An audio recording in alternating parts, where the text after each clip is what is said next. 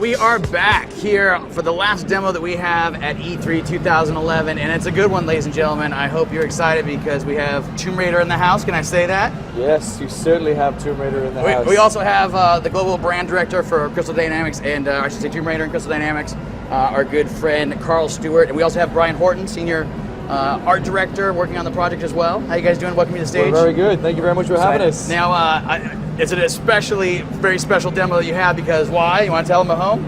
This, outside of the Microsoft conference, is actually the first time that we've demoed it live outside of our booth. Excellent. All right. Well, so it's kind of a world exclusive in its own right. Thank you so much. We got the game here. So without further ado, we're gonna let Brian just jump in and let's take a look at what you guys brought. All right, here we go.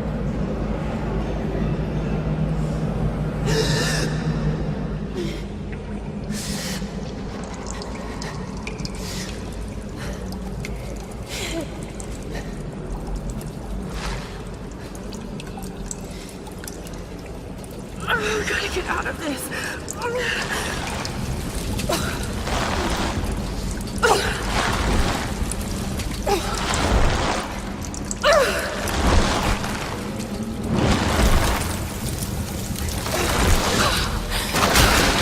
I can't die like this.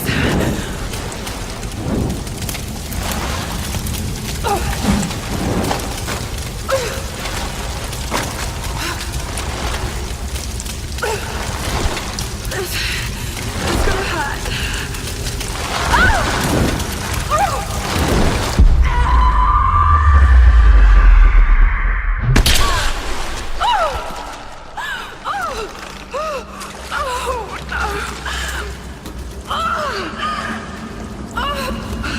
Come on.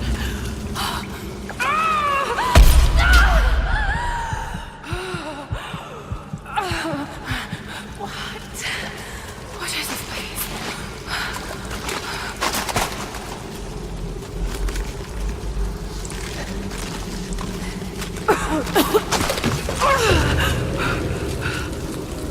God, no. What did he do to you? I've got to get out of here. A torch.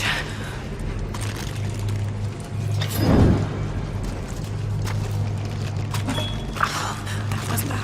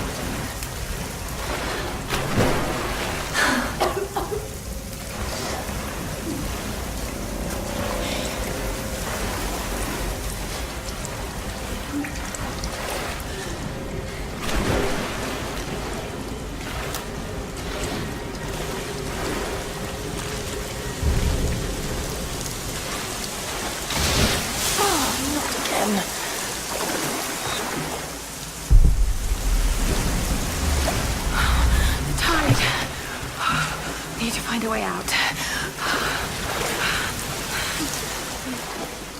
More fire.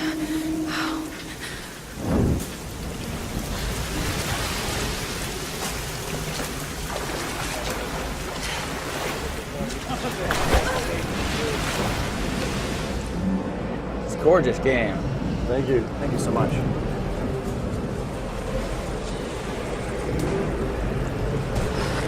What kind of contraption is this?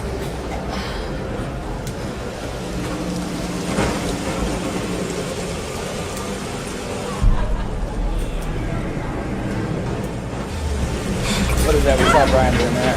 So basically, survival instinct. It's a way to teach the player all the way through about sort of touch points in the world, things that you learn. It's about character growth. So that's smart, resourceful Lara, the sort of the pillars of the game. Instead of you becoming the forged hero that we want you to be as Lara Croft, you have to grow into that and understand how the world operates.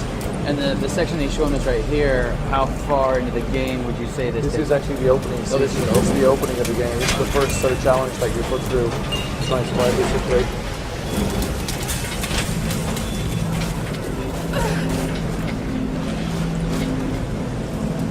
Now we were talking a little bit. This is a project you guys have been keeping secret for like 2 years.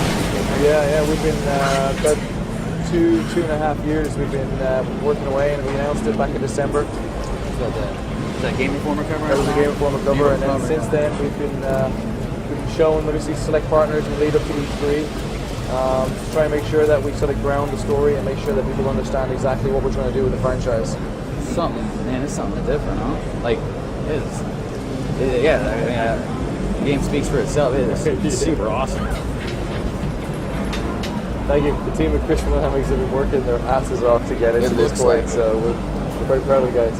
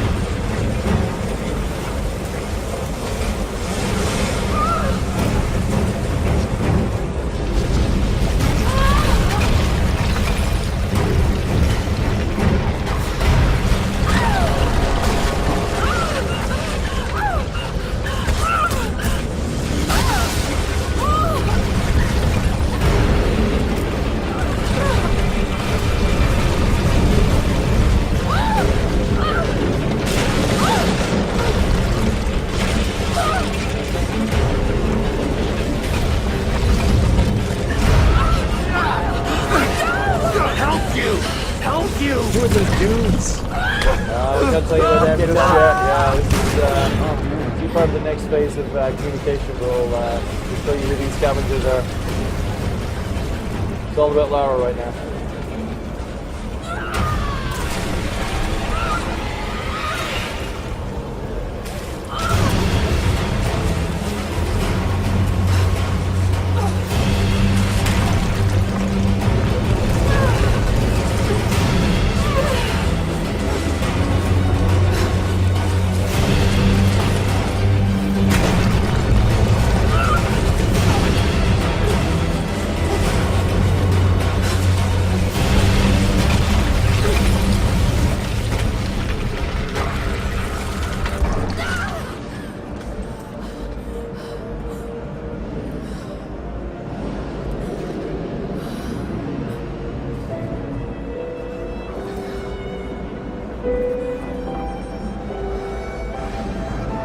That is something else.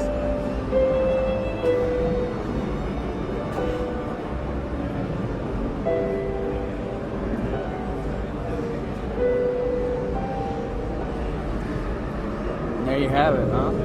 Wow, that is super awesome. I hope you guys get here. People are clapping out here at the booth. So, yeah, that is something else. Now, all right, before I let you guys go, I got some audience folks in our audience would probably like to ask you a couple questions. Before we get to that, I've got a couple of my own. Yes, far away. Obviously, the Tomb Raider series had kind of like, been where it had been in for a while, and then we'd seen it like when you guys talked about doing this and taking this in a slightly different direction with all the, with all the crazy stuff you guys are doing. What did people say when you told them that you wanted to do it? I think everybody knew that when we finished Underworld, it was time to sort of review Tomb Raider, see where it was going to go in the future. I think when Daryl and the team at Crystal all got together, we decided it's time to reimagine Lara Croft and bring Tomb Raider for the ages. In a way, kind of make it real for us. Tomb Raider had been gotten a bit stale, so Everybody loved it. Everybody accepted it. It was definitely the direction to go in. So They just really wanted the gaming audience to really care for Lara again. She's an icon. We feel like the way we approached her, making her younger, more vulnerable, and giving her some room to grow is going to make a big difference, and we're really excited about launching that version of Lara to the world. With what you guys had started planning before you started building this some 2 years ago or whatever, and seeing it here today, it's like how close to the original vision. It seems like it's neat. everything changes. You start with some great ideas, some vision, then you start to tailor that. So I would say over that period of time, it's changed very little. There's maybe a couple of things that have been taken out, which just were things that make sense. Every developer goes through that process where you just feel like it kind of dilutes the experience you're trying to unfold. So we're not too far from the reimagining that we imagined back then. All right, so we're going to take a crack at some of these questions from the audience, if you don't mind. And I know you guys aren't shared a whole lot yet. All you said is mostly about Lara, so by all means, tell me what you can and let me know what you can't. So for Hard Blotch from Houston wants to know, will there be open environments we can explore? So obviously the stuff we see here, it's pretty straightforward, kind of where you're going. Do we get to areas that we're going to look through? Yeah, we've been shown behind closed doors, one of our new hub areas. One of our goals is to create these sort of non-linear spaces, and with our new sort of dynamics about how Lara can move around these spaces, it allows you to feel like you're actually being an adventurer that Lara Croft should be. So these spaces are critical to the game, critical to the story. They'll be placed all around the island, and they're kind of a big change for the franchise. In the past, we've been very linear, we've been very sort of binary, jumping from ledge to ledge. Now the system we've put in place allows you to have freedom of control to move around and really explore. Fantastic. One of the keys to Lara's adventures in the past, obviously, have been dual wielding sometimes pistols.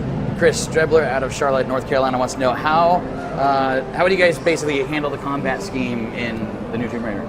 So it's a bit early for us to be showing combat because obviously we're trying to introduce this character arc, this young girl who's landed on this island and had to deal with her first situation, and it would kind of extract you from the situation to say, here's a gun, go fight.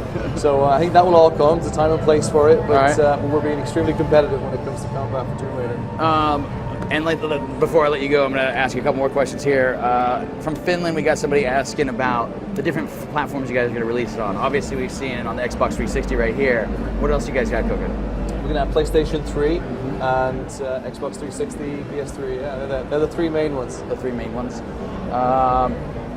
The QuickTime events, Drummer out of Wisconsin wants to know, are there a lot of QuickTime events? Are there any RPG elements we see her progress in terms of her abilities and everything as you go through the game? Yeah, character progression has a lot.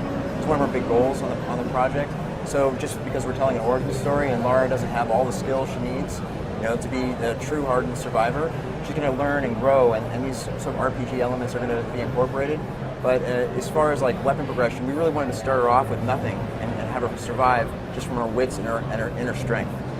And the first little bit there was kind of a rough time for her. Yeah, it certainly was. And I would say that what you see at this early stage in terms of QuickTime events, that's no indication as to the amount or the level of them throughout the entire game. I got you. Obviously, this is a first look. We're fall 2012, so we're a bit of ways away. Yeah, you guys got some time. Yes, we certainly do.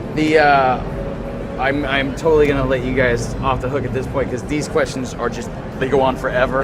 And I know you guys are keeping a lot of stuff secret. So I will take well enough and say thank you so much for coming by and showing the game off. Thank you very much. Really do appreciate it, Carl. Thank you so much, Brian. The game looks fantastic. Thank you. And with that, ladies and gentlemen, that is our GameSpot E3 2011 stage show. We hope you enjoyed it. We had a ton of fun bringing it to you, and there's still a couple of backpack guys running around here that you're going to be able to watch for a little bit longer. Probably start seeing us tear up this booth and do all kinds of crazy stuff. Are you guys out of here now? We have maybe 5 or 6 things left to do. We're on our 9 o'clock flight back to San Francisco. Excellent. Well, I will let you guys get started on it. Again, thanks you all for watching. We'll see you next time here at GameSpot.